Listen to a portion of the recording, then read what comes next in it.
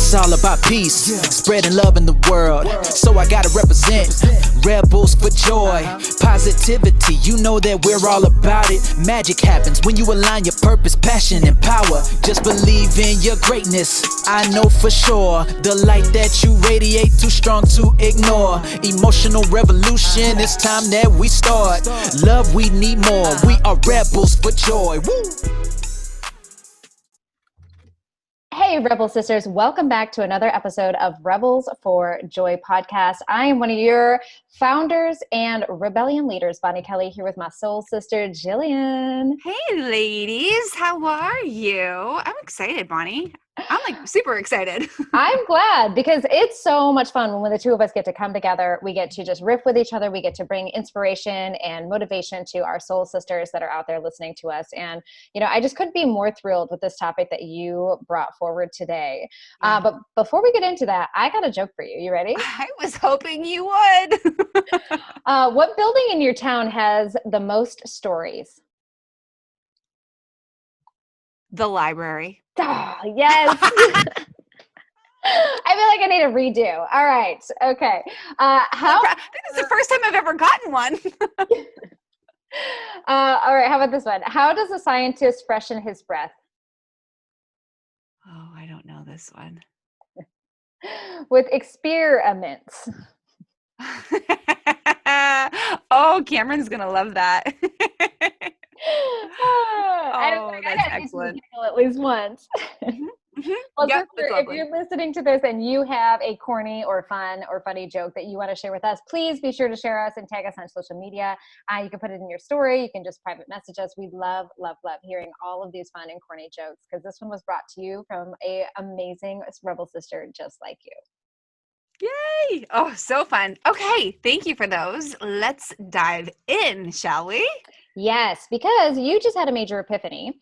And this epiphany is I think so relevant for all of us because right now, I mean, we're coming to the end of quarantine, right? A lot of the states are starting to open up again. We're at that stage where, you know, there is some normalcy that's happening, but there's yet still a lot of fear. There's a lot of, you know, shame of what we should be doing and how we should be acting and what more we should be doing and how things are just not measuring up maybe to where we like visualize or ideally like them to be. Yeah. And with that comes a lot of emotions. So let's talk about that. Yeah, tons of emotions because like, here's the thing. Well, let's just preface it like this. Yes, like the world is crazy. We know we've been in uncharted territories for so long. And the beautiful thing about it is that it literally brings up all the stuff that we usually want to bury deep within the sand, or all the stuff that is just so commonplace for us that we don't even want to do the work around because it's just so big and heavy and makes up so much of who we are. So that's been true for me. And then on top of this quarantine, I've had a new baby, right? And so like, holy postpartum hormones. And like, that's just a whole new way of living when you've got a new baby added onto everything like this. And so I just feel like the epiphany that I had is almost one of those like, duh moments, but it changed everything for me. So do you want me to just dive in and kind of set the scene? Do it. Mm-hmm. Okay. So I've been working and I've been doing personal development for myself personally for several years now, and working within this field, being an intuitive life coach, building and creating this movement with Rebels for Joy with you for years. And it still never ceases to amaze me when like little things within myself become the biggest epiphanies. And so in most personal development, in most meditation practices, in most journaling practices, it all comes down to getting back to the now, coming back into the present moment, right? This is why in yoga, they always encourage you to come back to your breath. This is why when we're feeling regret about the past or anxious about the future, as coaches, we're constantly telling people, come back into this present moment in time, like get back into your body. And so I realized that for me, at the beginning of the time period where the coronavirus got really big over here in Maine, everything shut down in mid-March. My newest son was about 3 weeks old at that time. I then spent several weeks after that wanting to change what I couldn't change, wanting to push against what was suddenly reality, because the fact is I didn't want to homeschool my kids on top of having a newborn, on top of wanting to get back to work but not having the capacity to get back to work, like all of the things, right? And so what I found was I was so resistant to every present moment because I would have rather been somewhere else. Oh. I would have rather been doing something else. And so this gets into the should storm, right? Like I should be working now. I should be sleeping now. I should be playing more now. But the fact was I was doing that in every single moment until one day, I just said to myself, like, it was kind of like that surrender moment, like, just, all right, hands up, like, okay, I actually can't do anything. So why don't I just like be here right where I am right now? And so I spent a couple weeks just kind of like test driving that mentality. And I was thinking about it one night, like, wow, I actually feel better. And I knew that I was practicing this, but it wasn't a totally conscious thing. It was just kind of one of those like, all right, we're just going to deal. We're just going to be here. But one night recently, I said, I feel better, like to myself. I'm like, what's changed? And I answered myself with, well, what's changed is the fact that if my baby would sleep down in the crib during the day, like if I didn't have to wear him all day long, if my bigger kids were in school like I thought that they were going to be, if all these things were actually happening, I would be doing different things. I would be working more. I'd be exercising more. I'd be doing things differently. But the fact is, he doesn't sleep down very often right now, and they're not in school right now. So I'm not doing those other things that I would be doing. And for the first time, that's okay. So I'm going to like summarize that really quick, and then let's just like ping pong back and forth like we do so beautifully. If life looked differently than it does right now, then I'd be doing different things, but it doesn't. And that's okay, because it's allowing me to be doing life the way it looks right now. So I'm not resisting anymore. I'm allowing myself to be in these present moments and to pivot and shift with more ease and grace and understanding than ever before. And it feels better. I feel like I have stepped into what now actually means for the first time, truly, truly, truly ever. And what being in the now is it's giving up the resistance so that you can have fun with what you've got going on. Yeah. You know, I think that yeah, well, I think this is so relevant right now because all of us it's future pacing, right? We're not present pacing, we're future pacing. So I find myself that when I'm in that mindset, that same, and it's like, this affects all of us. Like when I'm in that same mentality, I'm agitated or short with Evie, Yes. who is like wanting to grab my attention, who is really, desperately trying to get me to play or be more present, because I'm thinking about the work that needs to be done, or that email that still needs to be sent, or that phone call that still needs to be made, and trying to navigate like that work version of me with my home version of me. And I know a lot of moms right now who are working moms are dealing with the same thing, where we don't have the level of childcare that we normally would, or if at all. And how do we really accept these current circumstances without necessarily meaning that they're acceptable? However, just accepting them so that we can have that peace and that stillness and that joy that will allow us to be fiercely present and happy through this experience. Right. You're exactly right. It's beautiful. And for me, it's just been the realization of I can't be anywhere else right now. So why don't I just have fun where I am? Why don't I make the most of where I am? And also, how can I allow myself to get creative about doing things differently? How can I have conversations with myself and with those other important people in my life that count on me, like you, like my husband, like my family, right? Like that people that I want to continue to connect with on different intellectual levels outside of like, oh my gosh, I'm wearing a baby and I'm homeschooling and I'm being mom and I'm an entrepreneur and all, right? Like I have other responsibilities and other relationships with other people. I just get to figure out how to maneuver and be a part of those relationships in the present, Yeah. not remembering what they looked like just a few months ago, not lamenting the fact that they don't look like the way I think they should look, but just allowing myself to really be here and say, okay, we've been dealt this card, and I could be really pissed about the hand, like the cards I have in my hand, or I could say, what can I do with these cards? How can I make the most of these cards? And when we release that resistance about wanting the dealer to like deal out a new hand, like, because that's not going to happen right now, right? Like, it is what it is in the present day. So I can be really pissed about the cards that I have, or I can say, okay, I'm not getting a new hand dealt to me. So what can I do with this? Yeah. So this actually reminds me of that old saying, it's making lemon into lemonade. Yeah. It's like all of us, it's different seasons. I mean, insert your coronavirus here, right? It could Right. be a death in the family. It could be the loss of a job. It could be, some kind of hardship or sickness or ailment, or you name it, that rattles our foundation and throws us completely off center. And we either have the choice to really look at the lemons for what they are: sour, bitter, hard to swallow by themselves, right? Nobody really, I mean, there's some people that like it, but I'm not going to eat a lemon by itself, right? It's just not going to happen.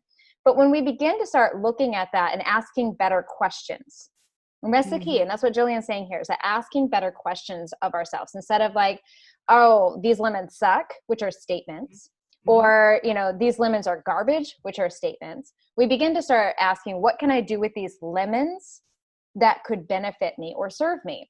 And someone somewhere decided to put lemons with sugar and water and make lemonade, right? It took somebody asking questions like that to say, what can I do with these that would be enjoyable? Yes. Can I take this sour thing and find a way to make it enjoyable?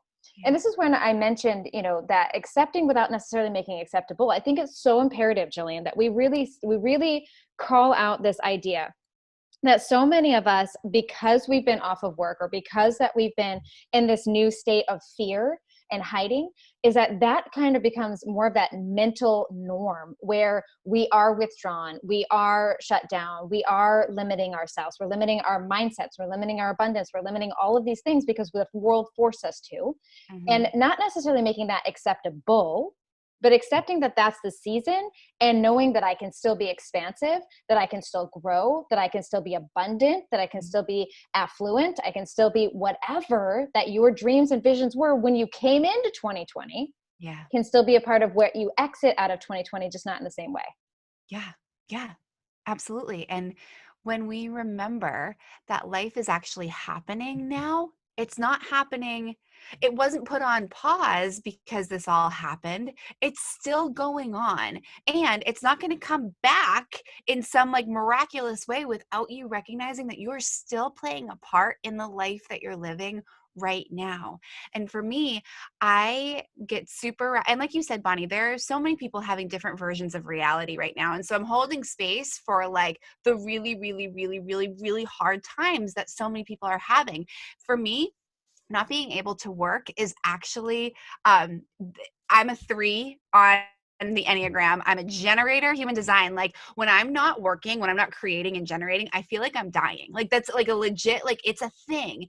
And so what I recognized that was happening to me is my joy was being sucked out of me because I was so preoccupied with what I wasn't able to do right now, rather than recognizing that joy is right in front of me. Joy is in the smiles of my little boys as we're taking like the 37th scooter ride around our neighborhood, getting the baby to sleep on me, right? Joy is in the moments where my big boy, who's going to be 7 in a few weeks, writes out a word in chalk on the driveway because that's where we're doing homeschool right now, right? And he looks at me with such pride. Like joy is in these moments, and it has nothing to do with what I'm not doing. It has everything to do with the fact that I allowed myself to be there with them. And now I'm not perfect at this, but I'll tell you, You've seen it. My happiness has definitely skyrocketed a little bit more over the past few weeks because I've allowed myself to be where I am. And you know what that's also done? It's given me the capacity and the curiosity to bring work in different ways. I've started learning new things that I would not have ever learned potentially if I would have dove in right back into work as I had known it. Yes. Right? Giving myself the space to be in the present has also allowed for me to get curious about what it is I want to learn and implement and do next for myself personally, for us with our business, for everything in life. And that couldn't have happened if I had dove back into work in the way that I thought that I should be doing it in the past, just because that's the way it's always been. Yeah, there's so many good nuggets in this because, we all get stuck in that mind trap right there, where we'll focus on what isn't happening. We're focused on what's missing. We're focused on what needs to be, like what else we need to be doing versus what is currently present that we're doing as well. And this is kind of I think Jillian and I are both practicing this in such a gracious way with ourselves and with our children, because what we're finding is like, hey, there are moments where I absolutely am sitting with Evie and she's showing me her baby doll for the 17th time. And, it's so precious because she's now saying baby, and she's putting a little hat on it, and she's showing me with pride that she's putting this little hat on. And mommy's like on her phone, like really like, I really want to finish this post. Yeah. I really want to finish this post. And you're just like, okay. And then you set it down to be present with her and you're giving her that attention. And, it's requiring me to just really appreciate that, because somebody told me a long time ago, they said she will never be that small again. Yes. Yes. And that has probably been the biggest put yourself in your present moment mantra that I ever had. And that I'm still working with, because I realize that every single day she will never be this version of herself again. She'll never be this small. She'll never be, using these words in the same way. She's never going to be behaving in this way. And then tomorrow there's a new version of her that's going to show up, because she's in such a developmental transformation every single day. And, then somebody else had said, Bonnie, you only get 17 good summers before they go to college.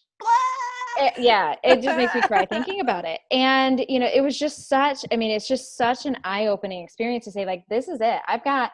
Right now, Evie's not even 2. And I'm like, shoot, we're down to 16 after this, right? 15 after this, right? And I'm like, oh my gosh, okay, those numbers are ticking away. And she's not even able to say, like, Mom, can I have milk yet? You know what I mean? We're just like chipping away at our summers, and I don't even get full sentences. But what it does is like just reminding myself of just how precious these, even though they're stressful, even though they're hard, but how precious this version of her, these moments with her that I'll never get back again are. It puts me back in my feet. It puts me back in my shoes. And then I focus on, what do I have? What can I appreciate? And I ask those questions. I'll start asking the question of, all right, what can I do differently here? How can I appreciate this differently? And start turning those lemons, that stress, which is the lemon, the frustration, which is the lemon, the lack, which is the lemon, into figuring out how to make lemonade. And lastly, I want to add, just Jillian, is that you and I have been doing this so brilliantly in business. And I just hope as you're listening to this, that you feel inspired, that when this hit, Jillian and I were absolutely rocked to our core by this. Our business was flipped upside down. Our business model was thrown out the window, and we had to grieve. We took some space and time to be like, I don't know who I am or what I want right now. Having a little identity crisis, right? I don't have childcare. I don't know what we're going to do for income. Like all of these different aspects of like our own fear we're wrestling with, and we just sat with it. And then we both started asking questions to our lemons. Yes. And we started asking, well, what would I want to do? And now that I have space and time, and I really don't have anything distracting me or holding me back, what would I want to make with these lemons? Where would I want to go? Where do I see myself in a few years? And both of us are just finding ourselves catapult on these new adventures that realistically are tremendously better business models than what we were doing before. Truly. I was having this conversation with Michael, my husband, last night. Like I said to him, I'm like, I'm just fascinated at the fact that our business is about to get so much better. Like we are about to have the most solid bedrock foundation we could have ever hoped for because of what we're building during this time where we were originally rocked and distressed and pissed about. And I'm like, everything is going to be that much more sturdy and steady, which is my word for this year, and fun because of what we started doing when we started asking better questions of the hand that was dealt to us. When we started looking at the lemons that we had and stopped wishing we had different lemons, right? Like, or different citrus fruit, right? Like something completely different. And we said, okay, like what can we do with these now? And I'm just blown away because all of the foundation that is being built on this new normal, right? Everybody talks about the new normal. The foundation that is being built here for us with Rebels for Joy, which means as a byproduct, you, our listeners, are going to, like, the opportunities that we are going to have to support you are about ready to explode. Yeah. So keep all eyes, ears, everything open for that. But it's just like, you know, we could have stayed in the pissed. We could have stayed in the resistance. We could have stayed in the stuck. But we allowed ourselves, like you said, to feel our feels and then say, okay, now what? Yes. And then we put ourselves in the present and decided not to continue to future pace of what could have been or what should have been or what we should be doing, right? And then trying to force our way into what we know, which is so common. Like think about that. We so commonly, instead of like opening ourselves up to flowing into a different state of being, we will allow fear to force us into what we know. Mm-hmm. And there's always pivotal crossroads in our lives where the opportunity for evolution is absolutely at your doorstep. Yes. But we get so afraid of the unknown, so afraid to just trust and surrender and to allow things to unfold in situations and trusting that the universe will provide, trusting that God will provide, trusting that the next thing, the next person will unfold to us, that will be ready for us, that we will be okay. And leaning into that abundant, open gratitude. And instead, when those crosswords come, so many of us will allow the fear of the unknown, feeling incapable, feeling that we're not enough, fear that of not being able to provide, and then forcing our way back to what we know. And we will survive that way because we know what we know in that, and we'll also be sacrificing our happiness. Yep. Because anything that's forced isn't fun. No, that should be like a hashtag. Anything that's forced isn't fun. You're damn right. It's not fun, right? So we want to flow is fun. Force is not fun, right? And unless you're talking about the force. Yeah, well, may the force be with you. Yeah, that's that's super fun. The only force that's fun, but forcing is not fun. So the force is fun. Yes. But hopefully you listening to this are hearing so deeply the power in what we're sharing with you right now. There's so much power because we know, sister, that you too have been juggling and struggling through this transformation, through this process. Yeah. So many moms I'm talking to right now are overwhelmed and stressed with the fact that they are trying to work full-time jobs at home with multiple children who are driving them bananas. It's crazy. It is actually crazy. Like I'll give us all that. It is bonkers maneuvering through this. And also, it doesn't have to be anything other than it is. And there are miraculous moments all wrapped up in that. And there are moments that are begging you to pay attention to them so that you can learn something different in them. And I think that's one of the biggest takeaways you and I, Bonnie, have really synced up with during this time period. Yeah. Well, sister, hopefully you guys have found some peace, some joy in this. If you are listening to this, take a screenshot of it, post it on social media, tag us, let us know what your big takeaway, what your aha is, and what you're choosing to do different. What questions are you going to start asking yourself to allow this evolutionary process to start unfolding, for you to reclaim your joy power, for you to be more centered and to have more grace and abundance in your life, because you deserve it. We're here to support you. If there's anything that we can do for that, like, don't hesitate to call us. Other than that, girls, we can't wait to see you again soon. Can't wait. Go make some lemonade. Awesome. Bye. Bye.